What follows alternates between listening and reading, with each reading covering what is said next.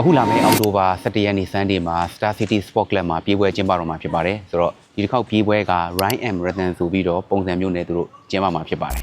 မနက်ခင်းမှာတော့ Ion Plus SCSC Half Marathon ရဲ့ညနေခင်းမှာတော့ Sunset Rhythm Music Concert အနေနဲ့သူတို့ကျင်းပအောင်မှာဖြစ်ပါတယ်။ Okay ဒီတစ်ခါပွဲမှာ10 km ရဲ့21 km သမားတွေအတွက်လည်း timing system တွေပါလာပြီ။ timing system ရဲ့အားသာချက်ကတော့ကျွန်တော် real time result ကိုရရှိမယ်။ပွဲပြီးသွားတာနဲ့ချက်ချင်းအဖြေသိရတယ်ပေါ့နော်။နောက်တစ်ခုကကျတော့သတ်မှတ်ထားတဲ့ check point မဖြတ်မိဘူးဆိုလို့ရှိရင်လည်း DNF ဖြစ်ပါမယ်။ဒါပေမဲ့ DNF ဖြစ်တယ်ဆိုရင်လည်းစိတ်မပူပါနဲ့။သတ်မှတ်ထားတဲ့အချိန်ပန်းဝင်တယ်ဆိုလို့ရှိရင်တော့ finisher ဆွဲပြရရှိမှာဖြစ်ပါတယ်။ဒီတစ်ခေါက်ပြေးပွဲမှာ category ကတော့3မျိုးရှိပါတယ်။3 km ရဲ့10 km ရဲ့21 km ရဲ့21 km register လုပ်ထားတဲ့သူတွေအတွက် Nike မြန်မာ shop မှာလည်း9000 နံကူပွန်ကိုရရှိအောင်မှာဖြစ်ပါတယ် Update News အနေနဲ့10 km သမားပါ9000နံကူပွန်ရရှိမှာဖြစ်ပါတယ် Finisher T-shirt ကတော့21 km သမားတာရရှိမှာဖြစ်ပါတယ် Finisher T-shirt design ကတော့တော်တော်လေးမိုက်ပါတယ်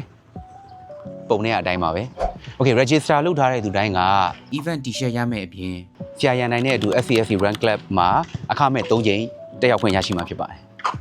စုကတော့1 to 10တိဝေသားပေးရတော့မှာဖြစ်ပါတယ်1 to 3ကတော့ငွေသားစုတော်တော်များမယ်လို့သိရှိထားပါတယ်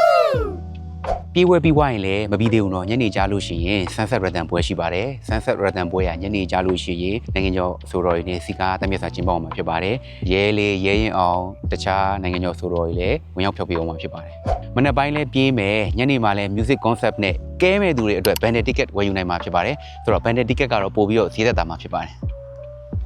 banded ticket ဝယ်ယူထားရဆိုလို့ရှိရင်လည်းမနေ့ပိုင်းပြေးပြီးွားတာကနေကျွန်တော်တို့ music concept မတိုင်ခင်တီကိုကျွန်တော်တို့ DJ တွေ pool party တွေဒီ game activities တွေမုတ်စည်းတန်းတွေလည်းထည့်ပေးအောင်မှာဖြစ်ပါတယ်အဲ့ဒီတော့ကျွန်တော်တို့ပျော်ပျော်ပါးပါး runner တွေနဲ့အတူ AC ချိနိုင်ပါတယ် banded ticket မဝယ်ထားတဲ့ runner တွေလည်းဒီချေးစုံမှာဝင်ရောက် join နိုင်ပါတယ်ဒီပွဲရဲ့ထူးခြားချက်လေးတွေပြောပြပေးမယ် timing chip ပါတယ် cooling station ပါတယ် Finish area မှာ ice bath massage ပါမယ် estate ထဲမှာပြေးရတာဖြစ်တဲ့အတွက် safety ကောင်းတယ်ကိုလိုချင်တဲ့ pace ကိုလည်းထိန်းပြီးပြေးလို့ရတယ်။ပြိုင်ပွဲဝင်တိုင်း medal ရရှိမှာဖြစ်ပါတယ်။ဒါကတော့ medal နမူနာလေးတွေပါ။တော်တော်လေးလှပါတယ်။ကျွန်တော်တို့3 km